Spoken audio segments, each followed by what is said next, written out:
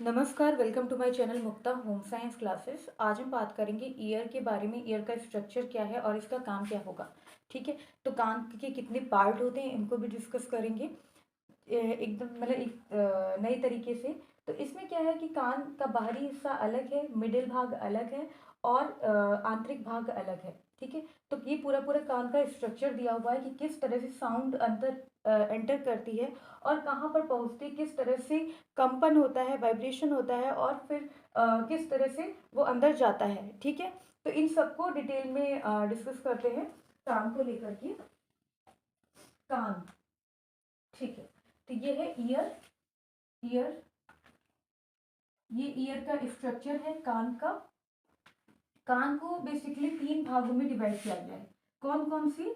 इससे बाह्य कर्ण भी बोलते हैं। बाह्य कर्ण, एक्सटर्नल ईयर। ठीक है, तो इतना वाला पार्ट ये जो है ये बाह्य के अंतर्गत आएगा।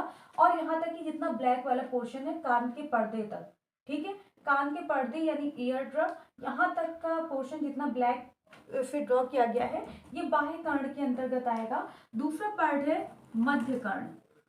मध्य कर्ण, तो मध्य कर्ण MIS, इसे शॉर्ट फॉर्म में बोलेंगे MIS। ठीक है, मिलियस, इनकस और स्टेपस। ठीक है, तो ये तीन ये बोन्स है छोटी छोटी सी। ठीक है, ये तीन बोन है। एक जो ये इस तरह की हथौड़े जैसी है मैलियस, इनकस, उसके बाद इस तरह से काम कर रही है। इस तरह से जब कोई साउंड अंदर एंटर करती है तो इस तरह से वो मूव करेगी। और ये ताले नुमा संरचना है स्टेपस, ये सबसे छोटी हड्डी है, सबसे छोटी बोन है हमारी बॉडी का। तो वो इस तरह से मूव करेगी और जो वो स्टेपस है उसमें कंपन होगा। और ये कहाँ भेज देगा? सबसे इनर में, इनर लेयर में भेजेगा। कॉन्क्रिया में यहाँ लिक्विड भरा है, लिक्विड का भी नाम बताएंगे अभी। तो वहां पर कंपन होता है। तब यहाँ से नर्व्स जुड़ी हुई हैं। कहाँ तक? ब्रेन तक। ब्रेन के किस भाग में? कार्पोरा से। कार्पोरा में डिसाइड होता है कि क्या सुना गया।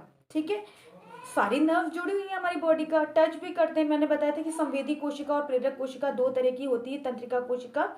तो जो भी जानकारी पहुंचाने, ब्रेन तक पहुंचाने का काम करते हैं सेंटर तक यानी CNS तक, तो वो किसके द्वारा जाएगा? वो जाएगा संवेदी तंत्रिका कोशिका द्वारा। वापस लाने का काम किसका होता है? मोटर नर्व सेल के द्वारा। मोटर नर्व के द्वारा जानकारी प्राप्त होती है। तो यहाँ देखिए बाह्य कर्ण हो गया, मध्य कर्ण MIS, मेलियस, इनकस और स्टेपस। तीसरा आता है, तीसरा अंतःकरण।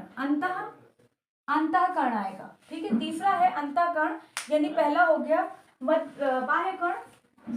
बाह्य कर्ण है पहला, दूसरा है मध्य कर्ण, तीसरा है अंतःकरण। तो बाह्य कर्ण में क्या आएगा? बाह्य कर्ण में ये आपका ये जितना भी आउटर लेयर चीजें हैं खास, और यहाँ तक आएगा जहाँ तक ब्लैक से ड्रॉ किया हुआ है। तो ये पूरा का पूरा किसके अंतर्गत आएगा? बाह्य कर्ण, मध्य कर्ण और अंतःकर्ण। अब हम पहले बाह्य कर्ण को डिस्कस करेंगे। बाह्य कर्ण को क्या बोलते हैं? ठीक है, ये पीना है, ये जो है ये कान का बाहरी हिस्सा है और इस पे हेयर लाइक स्ट्रक्चर बना हुआ है। ठीक है, इस पे भी हेयर होते, देखा होगा किसी लोगों के, कुछ लोग मतलब कुछ लोग क्या बहुत से लोग होते हैं जिनके जो है बाल ज्यादा बड़े छोटे वैसे होते तो सबके, लेकिन किसी के बड़े किसी के छोटे। ठीक है, अच्छा, इसमें भी कुछ ग्रंथियां पाई जाती। कौन कौन सी ग्रंथि पाई जाती है? स्वेट ग्लैंड, स्वेद ग्रंथि, ठीक है, सेरुमन, सेरुमन ग्रंथि, ठीक है, और कौन से? सिबिकस, इसे सबेसियस भी बोलते हैं, तो सभी सियस ग्रंथि। ठीक है, तो ये तीन ग्रंथियां कान में पाई जाती है। ये ग्रंथियां कहाँ पाई जाती है? जैसे स्वेद ग्रंथि, कुछ लोगों के हाथ में स्वेट आ जाता है, मत्थे पे आता है, ठीक है, मुंह पे आ जाता है। तो वो क्या है? स्वेद ग्रंथि द्वारा स्वेट रिलीज होता है, पसीना रिलीज होता है। तो वो ग्रंथियां जो है वो पसीने को बाहर निकालती हैं। ठीक है, उसके बाद होता है सेरुमन। सेरुमन क्या होता है? ये कान के अंदर होता है। ठीक है, जब यहाँ से धूल कण या साउंड एंटर करता है तो यहाँ पर उसके साथ साथ कुछ धूल जो है वो भी एंटर करेंगे यहाँ से। ठीक है, जब एंटर करेंगे तो यहाँ पर क्या होता है? ये पर्दा है, पर्दे के पहले कुछ बाल जैसे होते हैं। ठीक है, और यहीं पे ही ग्रंथि होती है जो लिक्विड सा रिलीज कर रही है। तो वो लिक्विड क्या है, वो सेरिमन है, सेरिमन। और सेरिमन किससे निकल रहा है, सेरिमन ग्लैंड से निकल रहा है। सेरिमन जो है, सेरिमन, सेरमन निकल रहा है किससे, सेरुमन ग्रंथि से। तो सेरुमन ग्रंथि कहाँ स्थित है, कान के पर्दे के पहले स्थित है, ठीक है। और वहां पर क्या हो रहा है, वो कुछ लिक्विड सा रिलीज कर रही है, इसे एक्सोक्राइन ग्लैंड भी बोलते हैं। एक्सोक्राइन और एंडोक्राइन ग्लैंड ये मैंने पूरे अलग चैप्टर में पढ़ाया हुआ है, वो दूसरी वीडियो में है। यहाँ पर उसको कनेक्ट करके बता रहा है कि किस तरह से ग्रंथियां भी इसमें मौजूद है, ठीक है। जैसे मैंने बताया था लैक्राइमल आंसू का निर्माण करते हैं, है ना। तो ये सब चीजें, बाकी जो है यहाँ कान की बात हो तो 3 ग्रंथियां यहाँ मौजूद हैं, स्वेद ग्रंथि, सेरुमन ग्रंथि और सेबेसियस ग्रंथि, ठीक है। स्वेट ग्लैंड ये कान के पीछे भी स्थित होता है, किसी किसी के कान के पीछे पसीने निकलते हैं, ठीक है। और सेबेसियस ग्रंथि कहाँ होता है, सीवम जैसा, मोम जैसा निकलता है ना, तीली जैसा, बड़ा पसीना, मतलब पसीना अलग है, सीवम अलग है। नाक पे जब सो के उठो सुबह के टाइम तो नाक पर सीवम जैसा निकलता है, तीली जैसा, ठीक है। तो वो क्या है, वो सेबेसियस ग्लैंड के द्वारा निकलता है, ठीक है। तो वो सेबेसियस ग्रंथि है, उसके थ्रू निकलता है सीवम, सीवम निकलता है, ठीक है। तो वो कान में भी निकलता है, कान में भी सेबेसियस ग्रंथि है। फिर यहाँ पर ये एक बचा सेरुमन, ये मैंने अभी बताया था, सेरुमन कान के पर्दे के पहले स्थित होता है, ये भी रिलीज कर रहा है, सेरुमन मोम निकाल रहा है। तो मोम क्या होता है, मतलब एक लिक्विड सा निकाल रहा है और उसमें जो धूल कण भी मिक्स हो जाता है, ठीक है। जो एंटर धूल कण साथ में कर रहे हैं और कुछ बैक्टीरिया एंटर किए हुए, तो जो ग्रंथि है इससे लिक्विड वाला निकल रहा है, ये उसको वहीं पे मार देता है। और इससे पहले जो धूल है वो यहाँ पर बाल में आकर चिपक जाते हैं, और इन दोनों के मिलने से, लिक्विड और धूल ये दोनों मिलने से मोम का निर्माण करते हैं, ठीक है। मोम का निर्माण करते हैं, जिससे कि वो धीरे धीरे वो आगे बढ़ता चला आता है और बाहर निकल आता है। कुछ लोग अंदर डाल डाल के निकालने लगते हैं, ठीक है। तो वो क्या है, ये ग्रंथियां हैं जो मोम का निर्माण करती हैं और वो बाहर निकल आता है, वो है वेस्ट प्रोडक्ट, ठीक है। उसके बाद आ जाएंगे, ये बाह्य कण हो गया, बाह्य कण क्लियर हो गया, ठीक है। बाह्य कण क्लियर है, इसको बोलते हैं लेब्यूल, जहाँ पर कान बालियां वगैरह पहनते हैं वो है लेब्यूल। और उसके ऊपर आता है हेलिक्स, ठीक है। हेलिक्स है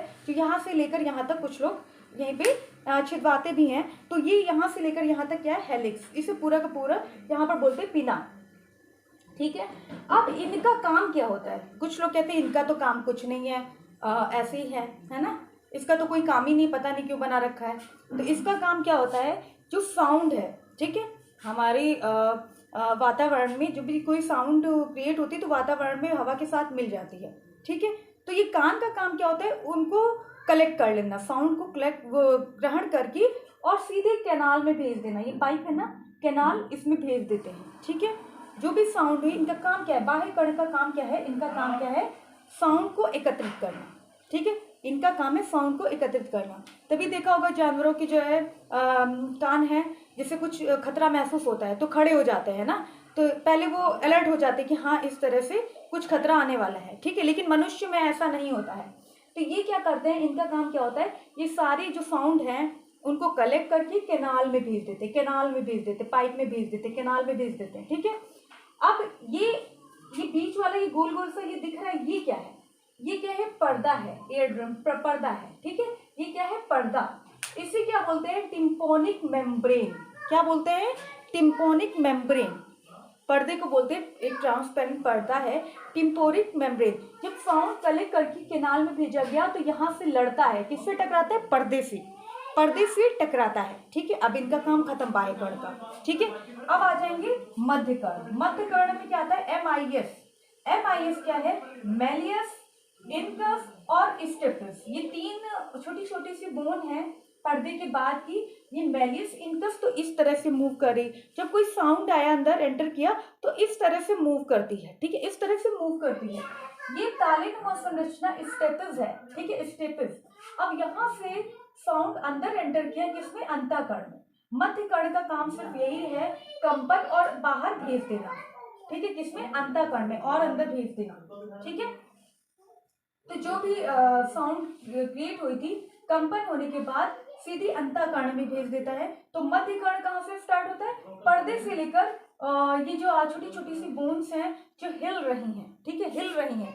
जो भी साउंड क्रिएट हुई, यहाँ पर कंपन होता है, ठीक है, यहाँ से कंपन हुआ, यहाँ भेजा गया, इन्होंने मेलियस इनकस स्टेपिस ने ये सब मूव कर रही हैं और यहाँ भेज दिया गया, ठीक है। कहाँ भेजा गया? अंतःकरण में, सबसे लास्ट भाग है अंतःकरण में भेजा गया।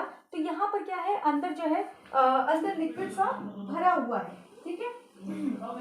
अंदर जो है लिक्विड भरा हुआ है, कहाँ पे भरा हुआ है ये देखिए यहाँ पर, ये इस तरह से, और यहाँ पर हेयर भी है, ये सब लिक्विड भरा हुआ है, ये देखिए, ठीक है। ये सब इस तरह से भरा हुआ है और यहीं पे जा करके ही, ठीक है, यहीं पे जा करके ये इसमें जो पानी अंदर लिक्विड भरा हुआ है ना, तो यहाँ पर भी कंपन होगा। कंपन होने के बाद यहाँ पर भी हेयर लगा है, हेयर जैसे बने हुए हैं, और ये कहाँ जुड़ी है? नर्व से जुड़ी है, नर्व ब्रेन से जुड़ी है। ये जो नर्व है कहाँ जुड़ी है? ब्रेन से। ब्रेन के किस भाग में? मैंने अग्र भाग, पश्चिम भाग, मध्य भाग, ये तीनों भाग पढ़ाए हुए हैं। उसी के कारपोरा वाले पार्ट में गया है। कारपोरा से पता चलता है कि क्या सुना, क्या देखा। आंख वाला भी चीज है ना, तो भी सीधे कारपोरा को दे देता है। इसमें कान की चीजें तो सीधे कारपोरा को दे देगा कि हाँ क्या देखा। जो भी साउंड हुई उनको नहीं पता, कान को नहीं पता क्या सुना गया है, इनसे नहीं मतलब है। जो भी चीजें हैं, कान ने क्या किया, जो ये बाह्य भाग है, इन्होंने साउंड को कलेक्ट किया, कैनाल में भेजा, कैनाल से पर्दे से टकराया और ये मूव किया है MIS, मेलियस इनकस और स्टेपिस। यहाँ से फिर एंटर किया अंदर वाले लिक्विड पार्ट में, वहां पर और कंपन हुआ, लिक्विड में कंपन हुआ, और यहाँ पर जो नर्व जुड़ी हुई है ये कहाँ? ब्रेन से जुड़ी हुई है, कारपोरा से। कारपोरा में डिसाइड होता है क्या सुना, और इनका काम क्या है? बैलेंस बनाने का काम, ठीक है। बैलेंस बनाने का काम भी किनका होता है? कारपोरा का, ठीक है। क्या सुना, ठीक है, तो वो चीज बैलेंस बनाकर नर्व को, मतलब ब्रेन को भेज देता है। अब ब्रेन डिसाइड करेगा कि क्या सुना गया, ये चीज, ये जो आवाज आई है वो किस चीज की है, ठीक है। तो ये तीनों पार्ट हो गए, कौन कौन से? बाह्यकर्ण, अंतःकरण और आपका आ जाएगा मध्यकर्ण, बीच का है मध्यकर्ण, ठीक है। अच्छा, एक चीज इसमें और है, इसे जो है कार्टिलेज भी बोलते हैं, ठीक है। कार्टिलेज, ये जो ये ऊपर की लेयर है बाह्य भाग का, अंदर तो छोटी छोटी बोन है, वो तो अस्थियां हैं, लेकिन ये उपास्थि है, ठीक है। क्योंकि ये जो नरम हड्डी बोलते हैं ना, कान है, नाक है, तो इसमें क्या होता है, ये जो है कार्टिलेज की बनी हुई है, उपास्थि है, ये बोन नहीं है, मजबूती नहीं है, इसमें बोन नहीं है, लेकिन नरम हड्डी है, इसे नरम हड्डी कह सकते हैं, इसे बोलते हैं कार्टिलेज। अच्छा, और इसमें लिक्विड सा जो भरा हुआ है, इसे क्या बोलते हैं? एंडोलिम्फ, एंडोलिम्फ, ठीक है, एंडोलिम्फ इसे बोलते हैं, ठीक है। किसी अंदर का लिक्विड पार्ट जहाँ पे कंपन होता है। एक चीज और आपने ये देखा होगा, ये चीज इस तरह से बना हुआ है, यानी पर्दे के पास इस तरह से निकला हुआ एक पाइप जैसा है। ये पाइप आकर के कहाँ जुड़ता है? ये आकर के सीधे कान का मुंह से जुड़ा होता है, ठीक है, फूड पाइप से जुड़ा होता है, हाँ, मुंह से जुड़ा होता है, ठीक है। तो जब ज्यादा तेज आवाज आती है या बम ब्लास्ट हुआ या इस तरह की जो सहन नहीं कर पाता कान, है ना, तो उस स्थिति में कुछ जो है वो बैलेंस कर लेता है। कैसे बैलेंस कर लेता है? ये आंतरिक भाग, जैसे किसी तरह की बहुत बड़ा सा धमाका हुआ तो मुंह एकदम से खुल जाता है, हॉ करके, अरे, तो एकदम से मुंह खुल जाता है, ये क्या हो गया? तो जो कुछ बैलेंस, जैसे कान से साउंड आई तो जो एक्स्ट्रा साउंड होती है मुंह से निकल गई, तो उसको, उस ट्यूब को क्या बोलते हैं? उस ट्यूब को बोलते हैं यूस्टेकियन ट्यूब, ठीक है, यूस्टेकियन ट्यूब बोलते हैं उसको, क्योंकि ये मुंह से जुड़ा हुआ है। एक्स्ट्रा साउंड आया वो कहाँ निकल आता है? यूस्टेकियन ट्यूब के कारण, ठीक है, यहाँ से बाहर निकल आता है। बहुत ज्यादा होता है तो कान के पर्दे फट सकते हैं, ठीक है। तो ये काम किसका होता है? यूस्टेकियन ट्यूब का, जो यहाँ से जुड़ा हुआ है कान से लेकर मुंह तक। तो ये तीन भाग हो गए, यहाँ तक बाह्य भाग है, ये आपका मध्य भाग हो गया, मेलियस इनकस स्टेपिस, और ये आंतरिक भाग हो गया, ठीक है। तीन भाग ये कान के हो गए। ये चैप्टर यहीं पे खत्म होता है। नेक्स्ट वीडियो में हम आगे के टॉपिक के बारे में बात करेंगे। अभी के लिए इतना ही, धन्यवाद।